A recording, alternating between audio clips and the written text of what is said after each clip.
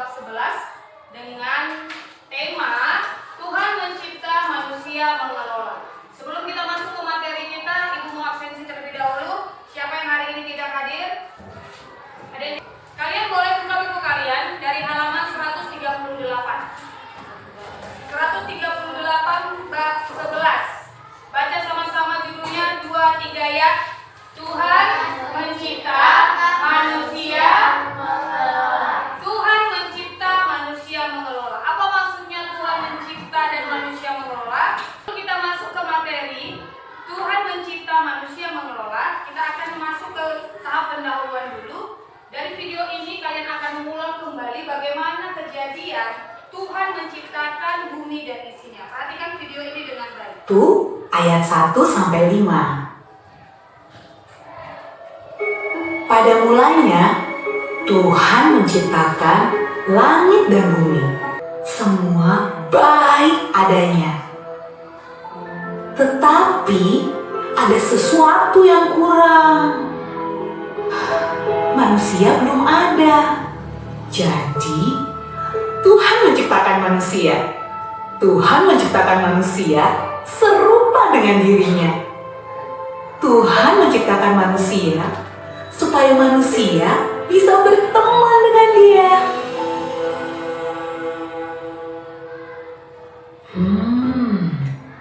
Menurutmu, di mana ya manusia pertama tinggal? Itu video yang pertama. Video yang pertama menceritakan bagaimana Tuhan menciptakan bumi dan isinya. Ingat apa tadi yang dikatakan di video? Ketika Tuhan sudah selesai menciptakan semuanya, Tuhan katakan semua diciptakan amat baik. Itu yang diingat dulu ya. Nanti kita lihat lagi. Setelah Allah menciptakan bumi, hewan dan tumbuhan, Allah menciptakan apa? Manusia. Manusia diciptakan pada hari ke-6. Kita perhatikan. Siapa manusia itu? Adam dan Hawa. Siapa manusia yang diciptakan oleh Tuhan? Di mana mereka ditempatkan? Di Taman Eden. Dari seluruh video yang sudah kalian lihat, yang pertama sekali kita melihat Allah menciptakan bumi dan isinya terlebih dahulu, baru terakhir menciptakan manusia. Kenapa Tuhan menciptakan manusia yang terakhir? Kita perhatikan. Kejadian pasal 1 menceritakan tentang Allah yang menciptakan alam beserta dengan seluruh isinya. Allah mencipta dengan sangat teliti. Kenapa dikatakan teliti? Karena Tuhan Allah kita itu menciptakan sedetail mungkin apa yang benar-benar diperlukan oleh bumi. Hanya manusia yang dipercayakan Tuhan untuk bisa mengelola alam dan lingkungan, mengelola semua ciptaan alam.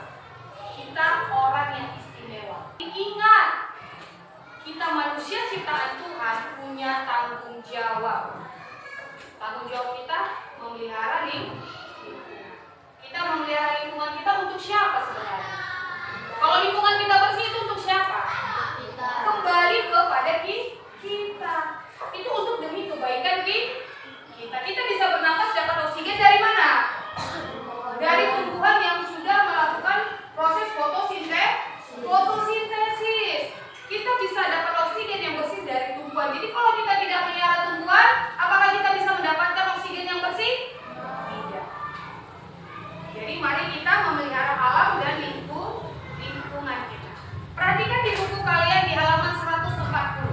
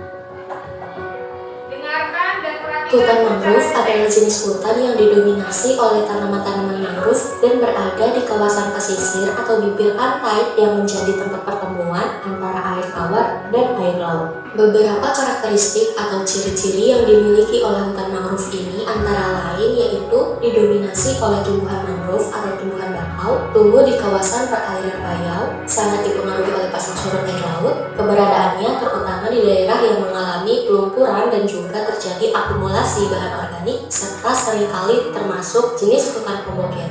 Hutan mangrove di Indonesia sekitar 8,6 juta hektar, terdiri atas 3,8 juta hektar di dalam kawasan hutan dan 4,8 juta hektar di luar kawasan hutan. Menurut Suharjo, jenis tumbuhan mangrove di Indonesia tercatat sebanyak 75 jenis. Di Indonesia, hutan mangrove tumbuh dan tersebar di seluruh daerah, mulai dari Pulau Sumatera sampai dengan Pulau Irian. Kawasan mangrove dapat ditemui di beberapa daerah di Indonesia, seperti di Kabupaten Bangka Belitung, dan Jakarta, seperti hutan mangrove Pantai Indah Kapuk, Jakarta Utara. Beberapa manfaat hutan mangrove yaitu menyediakan nutrisi bagi makhluk hidup, menjernihkan air, dan menjaga salinitas garam, menyediakan berbagai kebutuhan obat tradisional, serta mencegah abrasi dan erosi tanah. Yuk kunjungi lindungihutan.com untuk mendapatkan informasi seputar lingkungan lainnya. Kalian pernah melihat hutan mangrove secara nyata? Gak pernah. Pernah main ke pantai Cermin? Pernah nggak perhatikan ada hutan mangrove di situ? Kalau kalian perjalanan ke pantai Cermin, kalau kita kurang tahu itu jalannya jalan apa namanya, tapi kalau kita mau masuk ke sana, nanti kita kan ada lewat beberapa yang ada aliran sungai yang dia ada perahu-perahu nelayan. Di situ biasanya ada hutan mangrove seperti ini. Dia tumbuh di atas air. Hutan mangrove itu seperti yang kalian lihat tadi di video, ini bukan di daratan. Di mana hutan mangrove biasanya tumbuh? Di pesisir laut. Dan fungsinya ini sangat banyak. Fungsinya sangat banyak. Selain dia menjaga agar air itu tetap bersih, di dalam hutan mangrove ini juga banyak tempat tinggal ikan-ikan. Dan bahkan di hutan mangrove itu banyak tumbuhan yang dapat digunakan sebagai obatan. Jadi hutan mangrove ini hutan yang termasuk hutan yang dijaga di Indonesia. Indonesia kaya akan lingkungannya, kaya akan alamnya. Salah satunya Indonesia punya hutan mangrove. Tadi dikatakan di video bahwa hutan mangrove itu tersebar mulai dari Sumatera sampai ke Papua. Kenapa? Karena Indonesia juga terkenal dengan negara kepulauan. Indonesia itu memiliki wilayah air yang cukup luas dan sangat luas dibandingkan negara-negara yang lain. Makanya tidak heran Indonesia juga memiliki hutan mangrove. Itu hutan mangrove. Selanjutnya apalagi yang ada di buku kalian yang akan kita perhatikan lagi? Terumbu karang.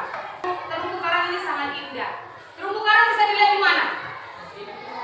Pernah lihat nggak di TV atau dari YouTube atau dari mana? Terumbu karang itu di mana? Hah? Di dalam laut. Perhatikan ini.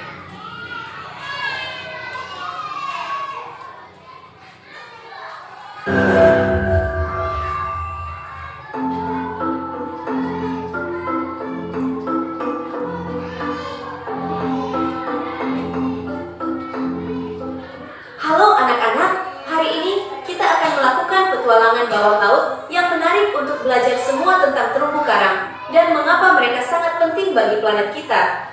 Terumbu karang adalah seperti kota bawah air yang terbuat dari hewan kecil yang disebut polip karang. Polip karang ini membangun struktur yang indah dari waktu ke waktu. Terumbu karang sangat beragam, seperti pelangi kehidupan bawah air. Mereka datang dalam berbagai bentuk, ukuran, dan warna, dan mereka menyediakan rumah bagi banyak makhluk laut. Sekarang, mari bicara tentang mengapa terumbu karang sangat penting bagi bumi. Pertama, terumbu karang membantu melindungi pantai kita. Mereka berfungsi sebagai penghalang alami, mengurangi dampak ombak besar dan badai. Jadi, mereka menjaga pantai kita tetap aman. Kedua, mereka memberikan rumah bagi banyak hewan laut seperti Nemo di sini. Terumbu karang seperti apartemen bawah air tempat ikan dan makhluk lain yang tinggal dan membesarkan keluarga mereka. Ketiga, mereka menyediakan makanan. Banyak ikan yang kita suka makan. Grouper dan Grouper tinggal di terumbu karang. Jadi, mereka membantu memberi makan orang di seluruh dunia. Tapi, anak-anak, ada masalah. Terumbu karang dalam bahaya. Perubahan iklim, polusi, dan penangkapan ikan berlebihan merusaknya. Ketika laut menjadi terlalu hangat, terumbu karang bisa menjadi stres dan berubah menjadi putih. Ini disebut pemutihan terumbu karang, dan ini buruk bagi terumbu karang dan makhluk yang bergantung pada mereka. Tapi jangan khawatir, kita bisa membantu. Ilmuwan dan orang-orang seperti kamu dan saya bekerja sama untuk melindungi terumbu karang. Kita bisa mengurangi polusi, menggunakan sedikit plastik, dan membuat pilihan bijaksana untuk melawan perubahan iklim. Setiap tindakan kecil membuat perbedaan besar. Jadi, ingatlah, terumbu karang seperti negeri ajaib bawah air yang membutuhkan bantuan kita untuk tetap sehat dan berwarna-warni. Mari kita semua melakukan bagian kita untuk melindungi ekosistem yang luar biasa ini. Terima kasih telah bergabung dalam petualangan bawah air yang menakjubkan ini. Tetaplah penasaran, teruslah belajar, dan mari kita bersama-sama melindungi terumbu karang indah ini. Oke, terumbu karang. Cantik kan? Terumbu karang berfungsi untuk apa tadi fungsinya? Apa tadi fungsi terumbu karang? Tempat tinggal beberapa hewan ikan di laut. Apalagi terumbu karang itu berfungsi untuk menahan apa? Badai ombak yang besar kalau terjadi di dalam laut. Kalau terumbu karangnya rusak, kalau terumbu karang punah di dalam lautan Indonesia, apa yang terjadi? Kemungkinan tsunami kecil pun terjadi di laut akan masuk kena ke daratan. Mari kita lihat apa saja yang hidup di hutan pegunungan.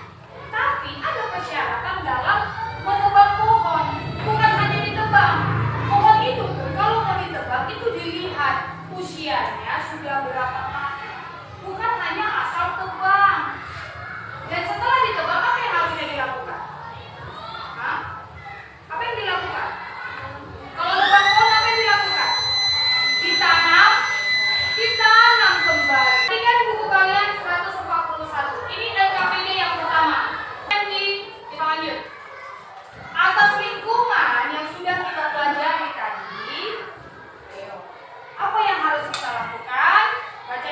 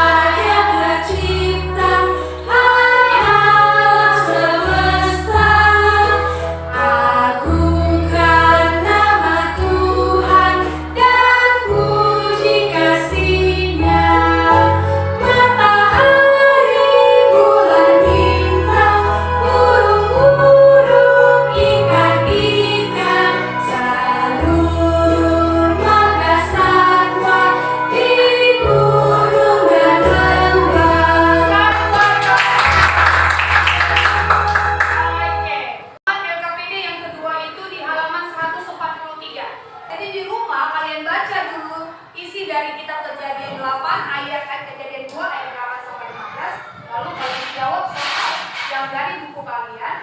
Itu sebanyak 4 soal dikerjakan di buku latihan. Itu di buku PR. Nanti minggu depan